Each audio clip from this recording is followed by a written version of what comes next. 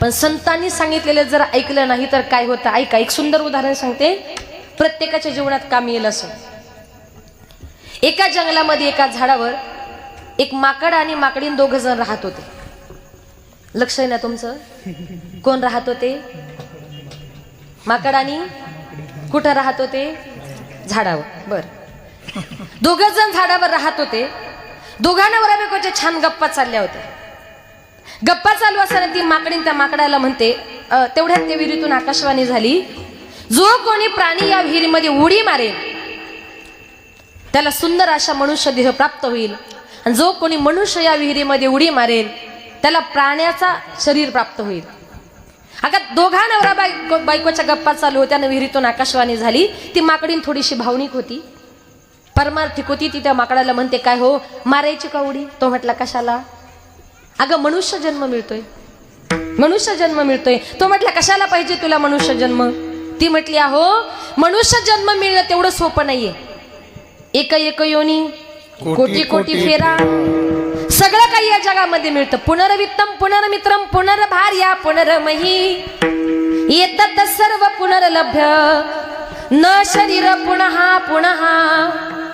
सगळं काही परत परत मिळेल, पण नरदेह पुन्हा पुन्हा. नरदेह दुर्लभ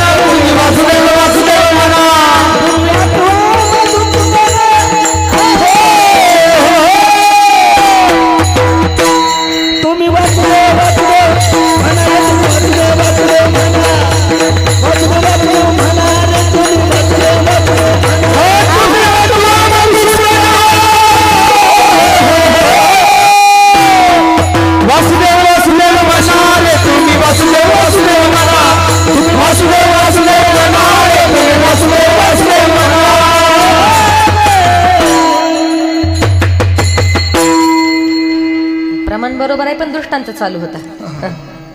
काय त्या माकडीने सांगितलं, हो मनुष्य जन्म सहसा मिळत नाही, चला म्हटले मारू उडी.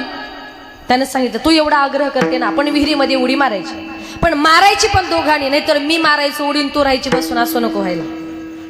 तिने सांगितलं, तेवढा विश्वास नाही का? पाहिजे तर तुम्ही माझा हात पकडा, 1 2 3 म्हटलं की आपण दोघं पण उडी मारू, चालेल म्हटले. त्यांनी एकमेकांचा पॅका असा हात पकडला. ते माकड म्हटलं 1 2 3, 3 म्हटल्याबरोबर दोघांनी विहिरीत उडी मारली, आणि उड्या मारल्या बरोबर माकडाचा झाला सुंदर पुरुष आणि त्या माकडींची झाली सुंदर स्त्री. दोघं जण विहिरीच्या वरती आले, एकमेकांकडे बघितलं. ती त्याला म्हणते, तुम्ही सुंदर दिसताय. तो तिला म्हणते, तू फार छान दिसते. ती म्हटली, आता आपलं वर्णन बस झालं, मनुष्य देह प्राप्त झालाय, कुठेतरी जाऊया, एखादा गुरु करूया, छान गळ्यामध्ये माळ घालूया, आळंदी पंढरपूरचे वारी कीर्तन काय भजन काय पटापट सगळं करून नरदेहाचं सार्थक करून घेऊया. तो म्हटला, अगं माणसाचा जन्म मिळायला ठीक आहे, पण ते माळीचं कीर्तनाचं भजनाचं मला सांगू नको, माझं खाऊन पिऊन बरंय. कोण म्हटलं? ते माकडी. ती माकडीन म्हटली, ऐका, गळ्यामध्ये माळ घालला, कशाला आयुष्य खर्च करताय? आजही बायका आपल्या माकडांना सांगतात सुधरा, पण माकडं सुधारायला तयार होत. माकडांबद्दल सांगते बरं, माणसाबद्दल नाही गैरसमज करू नका. अनेक जणी सांगतात, पण ते माकडं नंतर द्या, नंतर दृष्टांत चालू.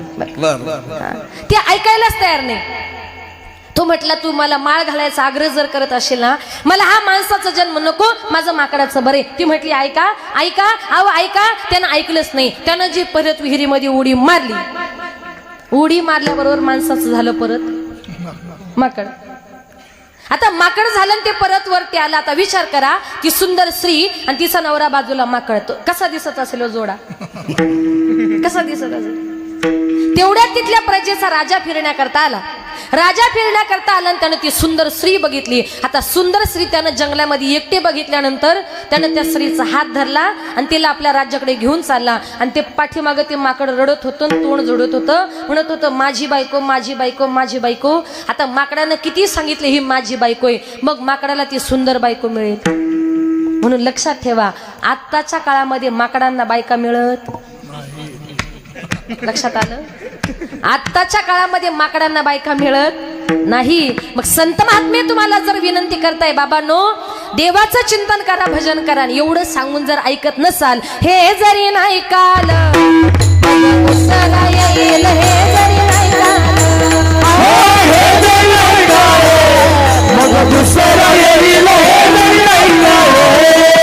सरद शिवनी मा काळ बांधून येईल, सरद शिवनी मा सरद शिवनी मा काळ बांधून येईल, सरद शिवनी मा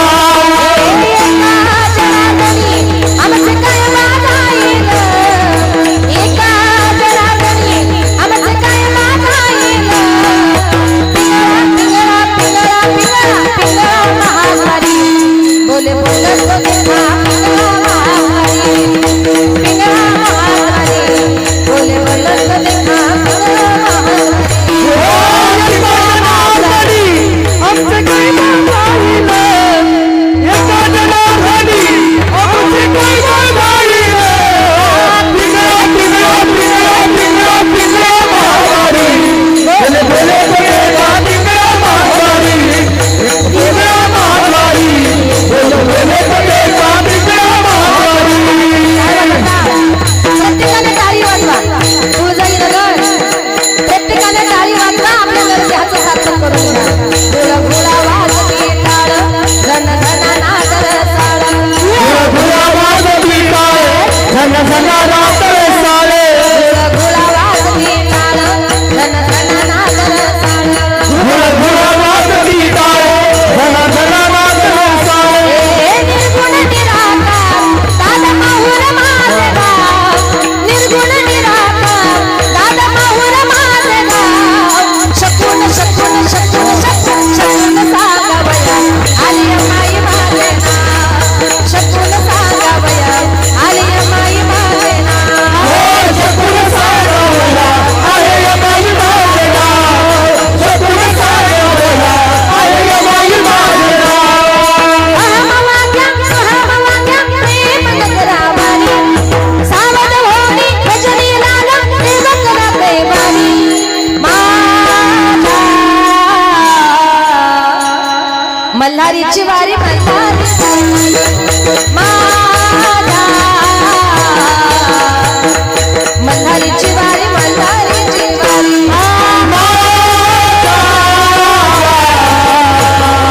मल्हारीची वारी मल्हारीची वारी,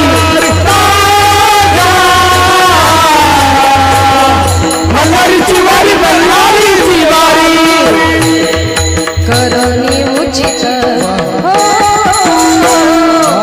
करुणी उचित प्रेम घाली हृदया,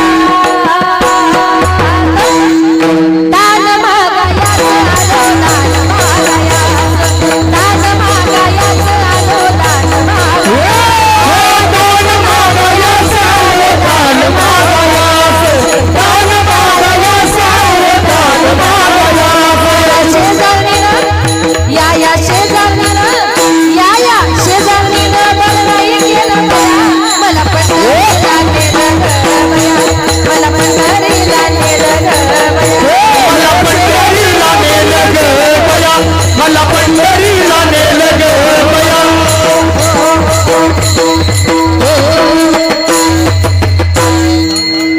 वा वा, हे सगळ्याचा अर्थ एकच आहे.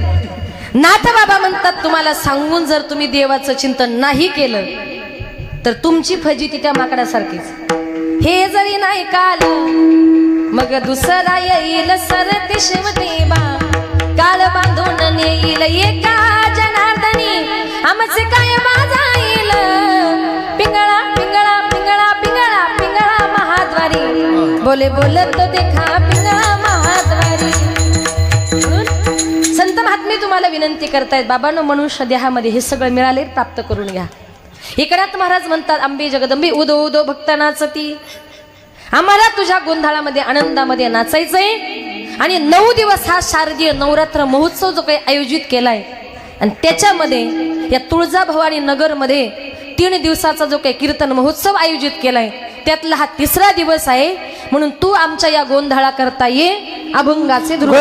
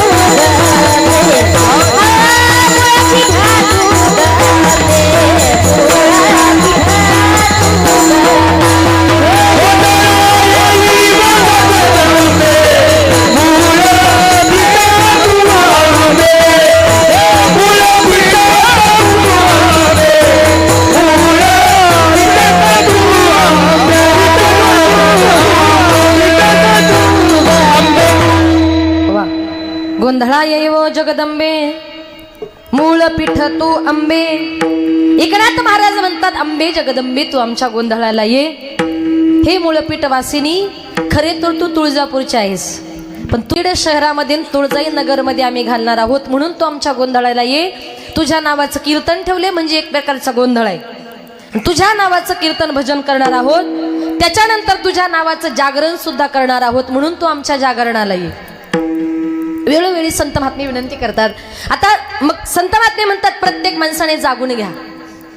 जोपर्यंत काळ झोपलेले तोपर्यंत जागून घ्या.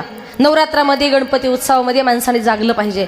नवरात्रामध्ये तिच्या नावाचा गोंधळ केला पाहिजे, तिच्या नावाचं जागरण केलं पाहिजे. कीर्तन संपलन कार्यकर्ते माझ्याजवळ पळत आले, म्हटले ताई तुम्ही म्हणताना तसंच आम्ही करतो. म्हटले म्हणजे ते म्हटले नवरात्रात गणपतीत आम्ही सकाळपर्यंत म्हणजे 6-6 वाजेपर्यंत झोपत नाही. म्हटलं जागून तुम्ही काय करता, काकडा करता? म्हटलं छे छे. म्हटलं मग काय? ते म्हटले लक्षात आलं का तुमच्याकडे खेळतात का? हा, अरे वा. पत्ते त्या जागण्याला अर्थ नाही. प्रपंचातले जागणे म्हणजे परमार्थातले झोपणे होय आणि परमार्थातले जागणे हेच खऱ्या अर्थाने जागणे. माझे नाथ बाबा म्हणतात तुम्हाला जागायचंय ना, आता जागा रे बाई नो जागा, आता जागा रे बाई नो जागा, आता जागा रे बाई नो जागा,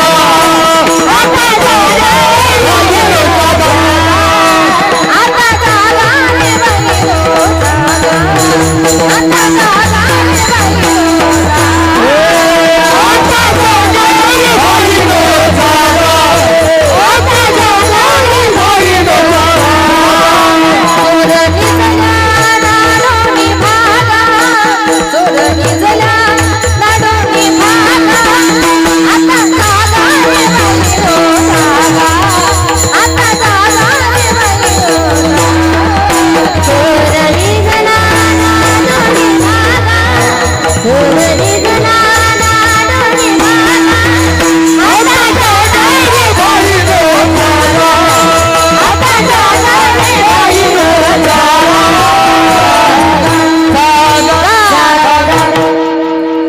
नाथ बाबा म्हणतात आता जागा रे भाईनो जागा, चोर निजल्या नाडोनी भागा. जोपर्यंत काळ झोपलेला आहे तोपर्यंत तुम्ही जागून घ्या. उठ जागे हरे स्मरण करा पंढरीनाथा. उठ जागे हरे स्मरण करा पंढरीनाथा.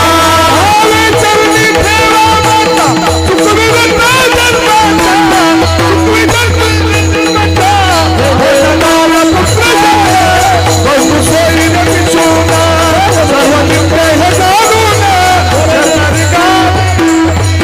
गणनारा पुत्र जन बंधू सोयी निशोना सर्व नित्य हे जाणून शरणरी गा देवासी, शरणरी गा देवासी, शरणरी गा देवासी, देवासी. अजून एक देवासी राहील. जगजोगी जगजोगीचा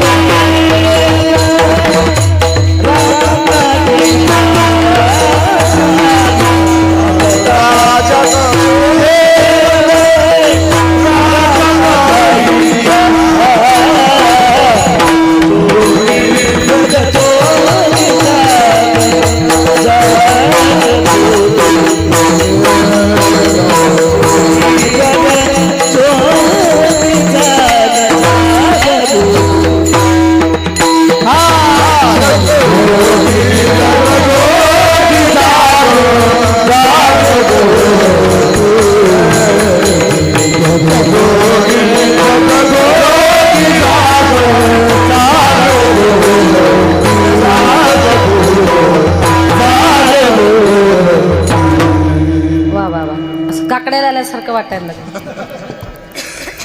संत महात्मे म्हणतात जागून घ्या. जगजोगी जगजोगी जाग जाग बोलती. प्रत्येक ठिकाणी जागण्याचा आग्रह करतात. उठा जागे भारे आता. महाराजांनी प्रमाण दिलं. स्मरण करा पंढरीनाथा. म्हणून माणसाने जोपर्यंत काळ झोपलेले आहे तोपर्यंत जागून घ्या. आणि एकदा का काळ उठला की तुम्हाला मला कायमचं झोपावं लागणार आहे. म्हणून तुम्हाला वाटेल तेव्हा कामामध्ये काम, काही म्हणा राम राम. कुठल्याही क्षणी तुम्ही देवाचं चिंतन करू शकता. एका गावात कीर्तन करता गेले. महिला मंडळाची संख्या तुमच्यासारखी भरपूर होती. त्या महिलांना थोडासा आग्रह केला. माझ्या पाठीमागं तुम्ही थोडंसं भजन म्हणणार ना. महिला मंडळ भजन म्हणणार का? जेवल्या का तुम्ही? बरं मग छान 2 मिनिटं भजन म्हणणार. 2 मिनिटं टाळ पखवात काही वाजू नका. ज्ञानोबा माऊली तुकाराम. वा. ज्ञानोबा माऊली तुकाराम. टाळी वाजवा. ज्ञानोबा ज्ञानोबा ज्ञानोबा ज्ञानोबा.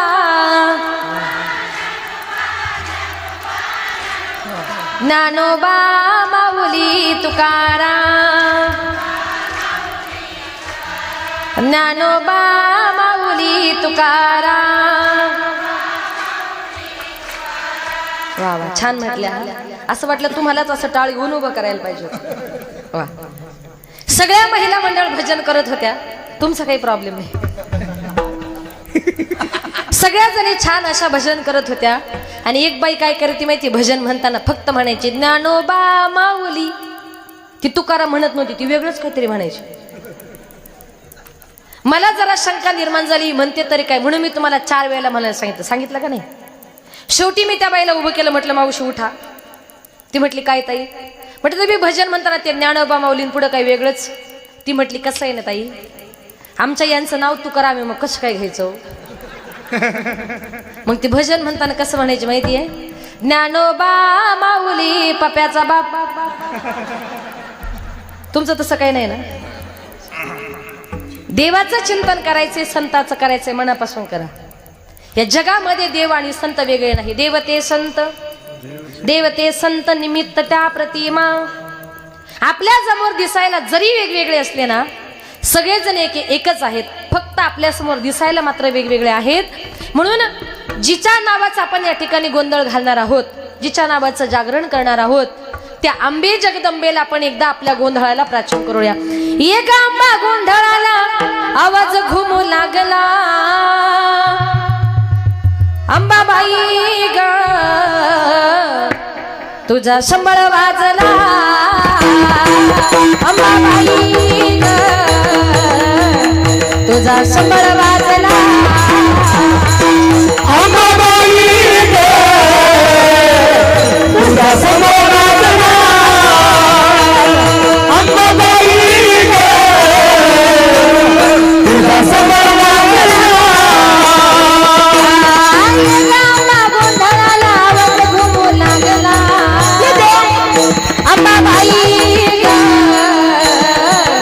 तुझा संबळ वाजला, अंबाबाई ग तुझा संबळ वाजला. हो अंबाबाई ग तुझा संबळ वाजला, अंबाबाई ग तुझा संबळ वाजला. मंदिर मंडपधारी नाथ मात एक गोंधळाला आंबा सोडून बालघा. मंदिर मंडपधारी नाथ मात सोडून बालघा. काळू अंधाराची अंबा सरी जरी रात, ज्योतीचा प्रकाश आई झाला लखलखाट. लागल्या साई तुझा गळा लागला, लागल्या साई तुझा गळा लागला, अंबाबाई ग तुझा संबळ वाजला, अंबाबाई ग तुझा संबळ वाजला. हो अंबाबाई ग तुझा संबळ वाजला, अंबाबाई ग तुझा संबळ वाजला. भरल्या पाच परड्याई भक्ती ग भावान, रातभर चाल जागर तुझा उद्गारा. भरल्या पाच परड्याई भक्ती ग भावान, भरल्या पाच परड्याई भक्ती ग भावान, रातभर चाल जागर तुझा उद्गारा. भरल्या पाच परड्याई भक्ती ग भावान, रातभर चाल जागर तुझा उद्गारा. कवड्या साथ घालूनारा ती तुलू लागला, कवड्या साथ घालूनारा ती तुलू लागला, अंबाबाई ग तुझा संबळ वाजला, अंबाबाई ग तुझा संबळ वाजला. हो अंबाबाई ग तुझा संबळ वाजला, अंबाबाई ग तुझा संबळ वाजला. अंबाबाईचा गोंधळच करायचंय तिच्या नावाचा असं. म्हणून आपण तिला आपल्या गोंधळाला पाचारण करणार आहोत.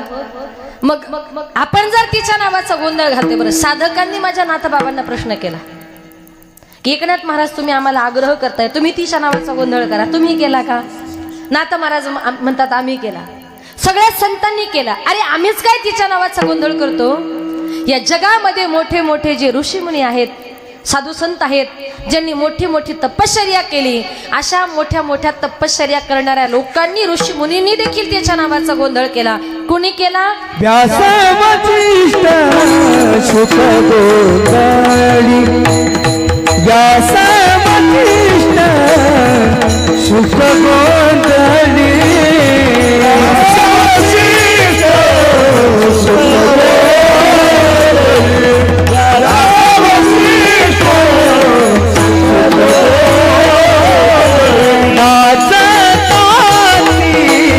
सोहम मेरी नाचताती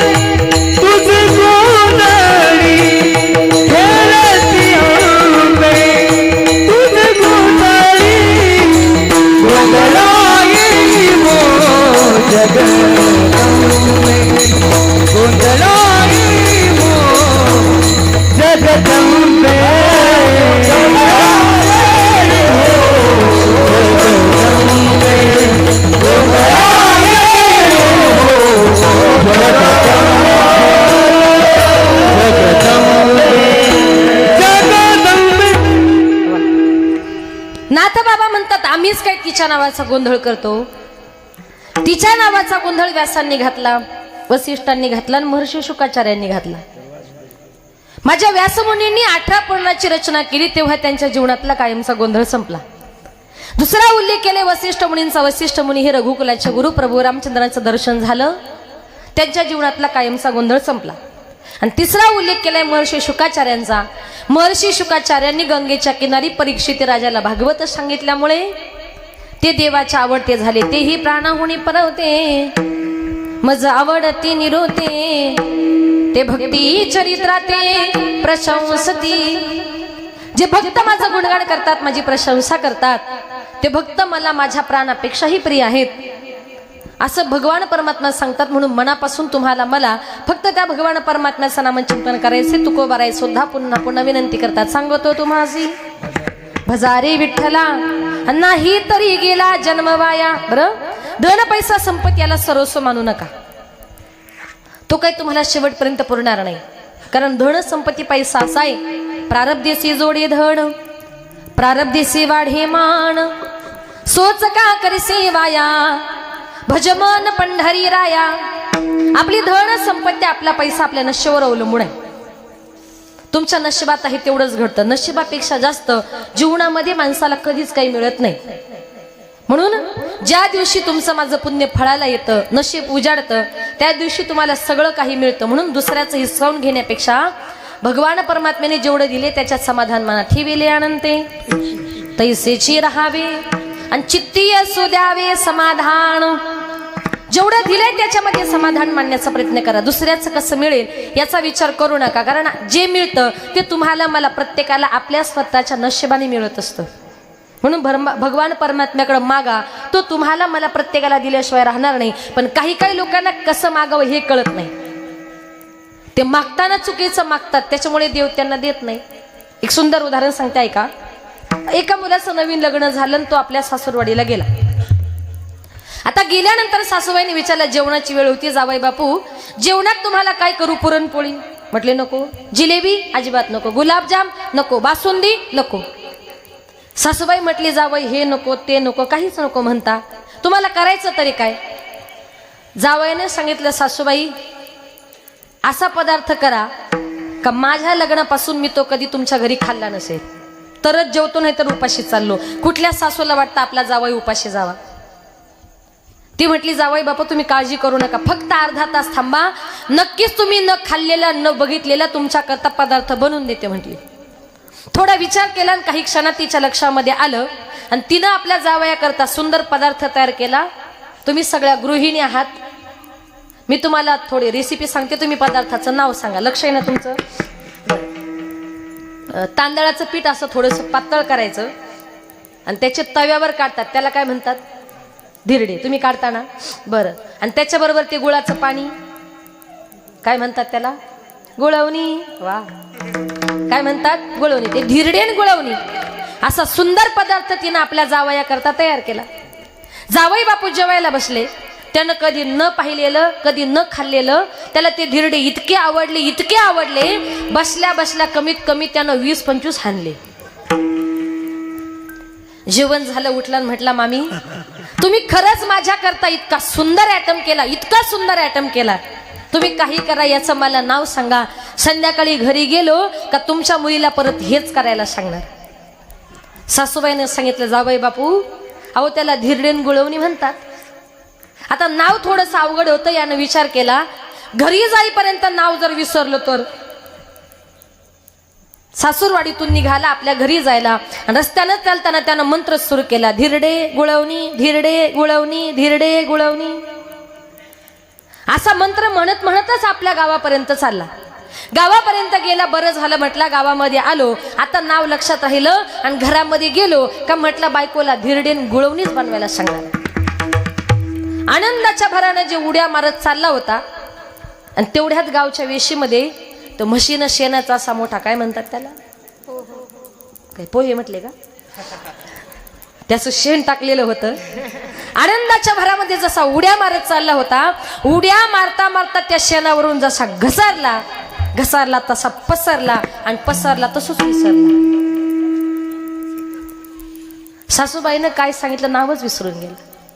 घरी गेल्यानं बायकोला म्हटलं, अगं तुझ्या आईनं माझ्याकरता इतका सुंदर पदार्थ बनवला होता, तू काही कर पण मला तेच करून दे. बायकोने सांगितलं, काय केलं होतं? अगं तुझ्या आईनं केलं ते. ती म्हणायची, नाव सांगा. अगं तुझ्या आईनं केलं ते. त्याला अशी भूक लागली होती, बायको पदार्थ बनवून देत नाही, त्याला असा राग आला, अशी मोठी काठी घेतली आणि जे बायकोची पाठ झोडायला सुरुवात केली. ती म्हणते, अहो मारू नका, नाव सांगा, पटकन पदार्थ बनवून देते. तो तिला फक्त मारत होता आणि तेवढ्यात दोघांच्या भांडणाचा आवाज शेजारच्या गंगूबाईला गेला आणि ती पळत आली आणि म्हटली, दादा अहो कशाला मारता? तो म्हटला, मला भूक लागली, मी हिला म्हणतो जेवायला दे, ती मला जेवायला देत नाही. ती म्हणते, अहो ते नावच सांगत नाही, मी जेवायला द्यायचं तरी कुठून? तो फक्त तिला मारत होता. आणि तेवढ्यात त्या शेजारबाईचं लक्ष गेलं तिच्या पाठीकडे आणि ती शेजारी बाई तिचं नवऱ्याला म्हणते, दादा अहो आता किती मारता, बस करा. तुम्ही तुमच्या बायकोला मारून मारून तिची पाठ पार धिरड्यावानी करून टाकली. तो म्हटला, हा मला तेच पाहिजे होतं, धिरडेन. म्हणजे काही काही लोकांना पाहिजे असतं एक आणि ते मागतात दुसरं. तुम्हाला जे पाहिजे ते भगवान परमात्म्याकडे मागा. देव तुम्हाला मला दिल्याशिवाय राहणार नाही. देवाचं पहिलं कार्य, भक्ता राखे पायापासी दुर्जनासी सहारी. आपल्या भक्ताला पायाजवळ ठेवणं, दुर्जनाचा सहार करणं. एखादा दुष्ट प्रवृत्ती आपल्या भक्ताला जर त्रास देत असेल, माझा भगवान परमात्मा ते कधीच सहन करत नाही. स्वर द्या, भगवान परमात्मा ते कधीच सहन करत नाही. एखादा भक्त जर एखादा दुष्ट प्रवृत्ती आपल्या भक्ताला जर त्रास देत असेल, तर माझी देवी माता सुद्धा आपल्या भक्ताचा त्रास सहन करू शकत नाही. आणि त्याच्याकरता एखादी दुष्ट प्रवृत्ती जर त्रास देत असेल, तर त्याच्याकरता देवी मातेचा मंत्र आहे, आई गिरी नंदिनी नंदित मेधिनी विश्व विनोदिनी नंदनते गिरिवर विंध्यसिरोनि निवासिनी विष्णु विलासिनी जिष्णुनुते भगवती हे सिद्धि कंद कुडुंबिनी भूरि कुडुंबिनी भूरि कृते जय जय हे महिषासुरमर्दिनी रम्यक परदिनी शैलसुते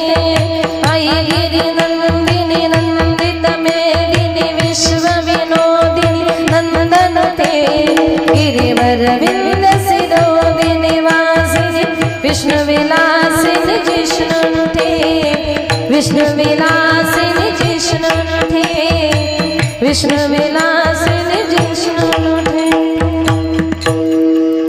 त्याच्याकरता महिषासुर मर्दिनी मंत्र सुद्धा सांगितलाय. हे मंत्र जर म्हटले तर कुठलीच दुष्ट प्रवृत्ती तुम्हाला त्रास देऊ शकत नाही. नाथ बाबा म्हणतात, व्यास वसिष्ठ शुक गोंधळी नाचता ती सोहम मेळी. तुझ्या भजनात कीर्तनामध्ये ते आनंदाने दंग होतात. आणि द्वैत भाव विसरोनी बळी. तू तुझ्या भक्ताच्या मनातला द्वैत भाव सुद्धा घालवलास. म्हणे कुणाच्या? तुकोबार यांचं. ऐका, सुंदर उदाहरण आहे. एका गावात तुकोबार यांचं कीर्तन चालू होतं. तुकोबार यांनी कीर्तन करता अभंग घेतला होता, चित्त शुद्ध करी शत्रू मित्र होसी आणि व्याघ्रहीन खाती सर्पतया. तुकोबार सांगत होते, माणसाचं चित्त जर शुद्ध असेल, चित्त जर निर्मळ असेल, तर त्याला वाघोबा काळोबा नागोबा कुणी खाऊ शकत नाही. आणि हेच कीर्तन गावातले 4-5 टवाळखोर ऐकत होते. त्यांनी ठरवलं, म्हटले कीर्तन संपलं की तुकोबार यांची परीक्षा घ्यायची. कारण त्यांच्या गावात एक विहीर होती.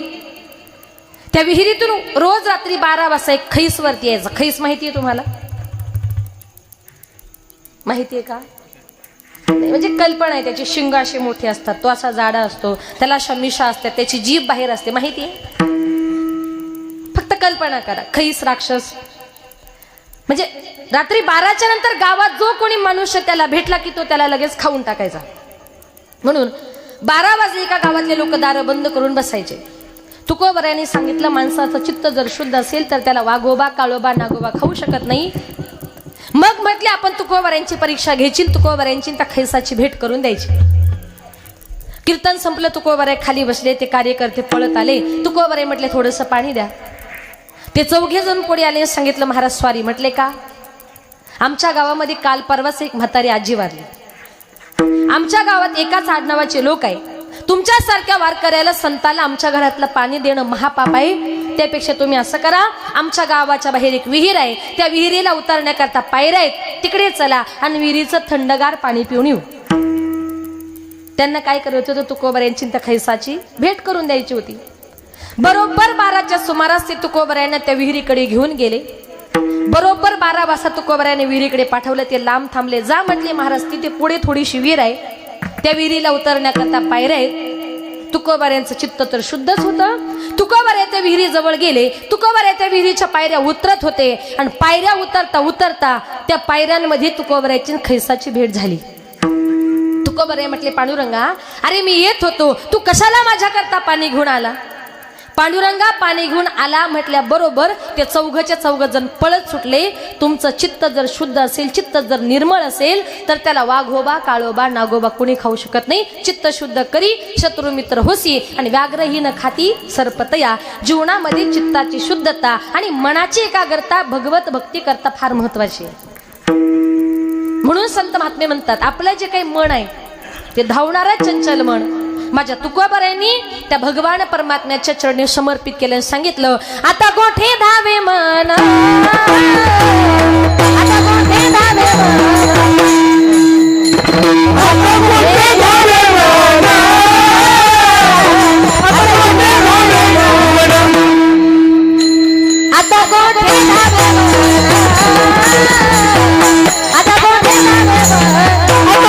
धावे मन.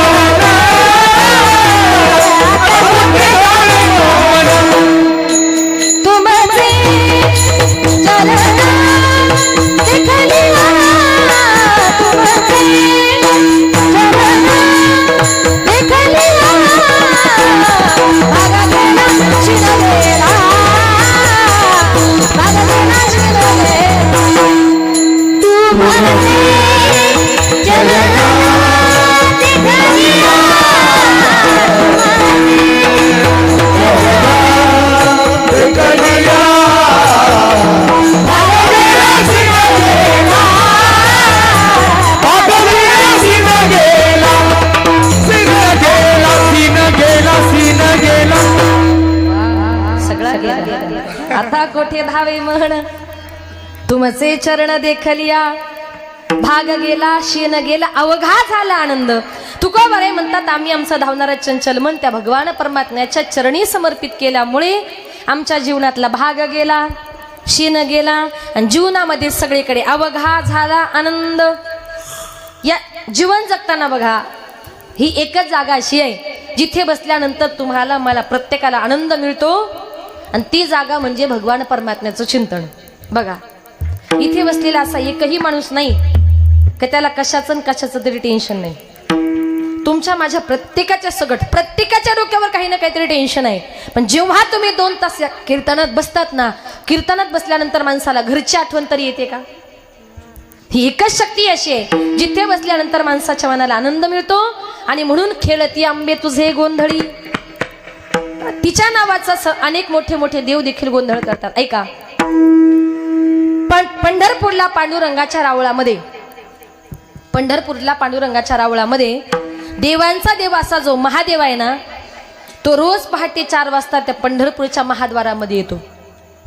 येताना एकटा येत नाही, त्याच्याबरोबर गंधर्व असतात, रंभा असतात, अप्सरा असतात, महादेव असतात, सगळेजण एकत्र येतात आणि मग त्याच्या नावाचा गोंधळ घालतात. मी सांगत नाही, काकड्यात प्रमाणाले रंभाधिक नाचती उभ्या जोडून हात, त्रिशूळ मरू घेऊन आला, त्रिशूळ मरू घेऊन आला, गिरिजेचा कांत वाळवंटापासून, वाळवंटापासून महाद्वारापर्यंत सुरवराची मादी, सुरवराची मादी उभे जोडून हात, वाळवंटापासून. रंभाधिक नाचती उभ्या जोडून हात, त्रिशूळ डमरू घेऊन आला गिरिजेचा कांत. देवांचा देव महादेव येतो, रंभा अप्सरा गंधर्व येतात, कुणी गायन करतं, कुणी त्याच्या तालावर नाचतात, त्याच्या नावाचा गोंधळ करतात. आणि स्वर्गातले देव वाळवंटापासून महाद्वारापर्यंत रांगेने उभे राहतात आणि त्याचं दर्शन घेतात. सुरवराची मादी उभे जोडून हात. 33 कोटी देव जर त्या पंढरीच्या पांडुरंगाचं दर्शन घेतात, आपणही ते घेतलं पाहिजे. म्हणून नाथ बाबा म्हणतात, तू इथली नाही, तू जी काही आमच्या गोंधळाला आली ना, तू इथली नाही. मग कुठून आली? येव वैकुंठ वासिनी विठाई जगत्रय जननी, तुझा वेधू माझे मनी, रंगा येईवो ये, रंगा येईवो ये, येव वैकुंठ वासिनी विठाई जगत्रय जननी, तुझा वेधू माझे मनी, रंगा येईवो ये. तू वैकुंठाहून येऊन या ठिकाणी राहिलीस. वैकुंठाहून आली कुणा करता? तर फक्त माझ्या पुंडलिका करता. अभंगाची मुकुट मनी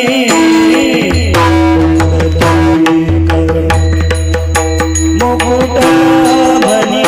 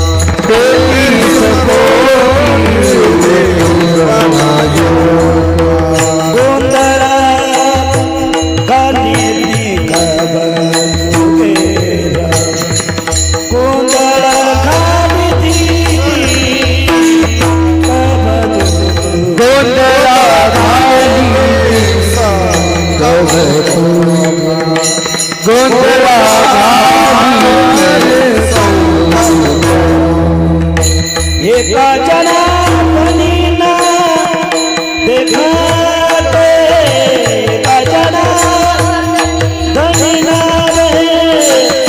देखत गोंधळा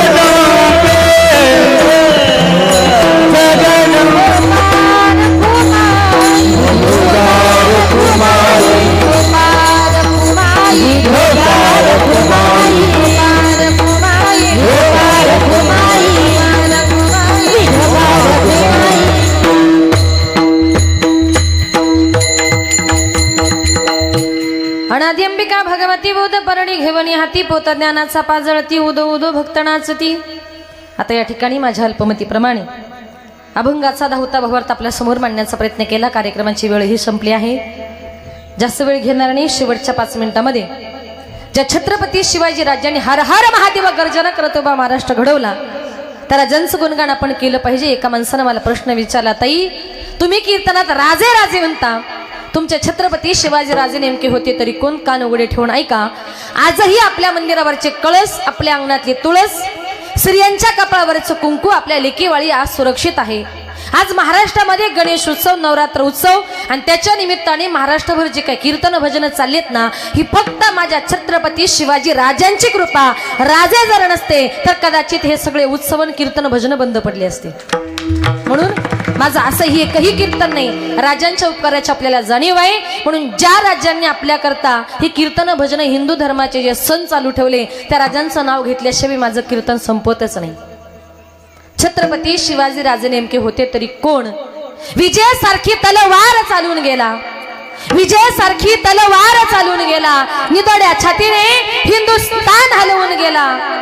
मुठभर मावळ्यांना बरोबर घेऊन हजारो सैतानांना नडून गेला आणि स्वर्गामध्ये गेल्यानंतर 33 कोटी देवांनी ज्याला वाकून मुजरा करावा ना, असा एकाच मर्द मराठा माझा शिवबा होऊन गेला, शिवबा होऊन गेला, शिवबा होऊन गेला. हर हर महादेव, हर हर महादेव, हर हर महादेव. गिरिशिखरी किरीटापरी लहरी भगवा ध्वजा, गिरिशिखरी किरीटापरी लहरी भगवा ध्वजा. उगवला तारा तिमिर हरा करता शिवाजी राजा, उगवला तारा तिमिर हरा करता शिवाजी राजा, उगवला तारा तिमिर हरा करता शिवाजी राजा, उगवला तारा तिमिर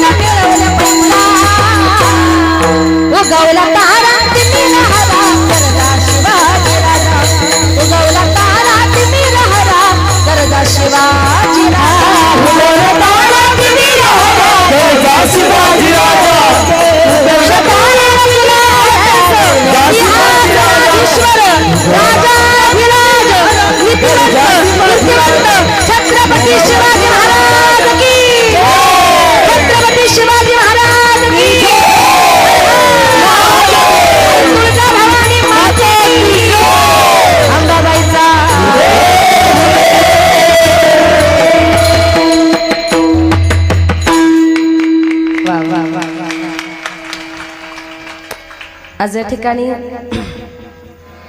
स्वर्गवासी सीताराम अण्णा गुजर सामाजिक प्रतिष्ठान बीड यांच्या वतीने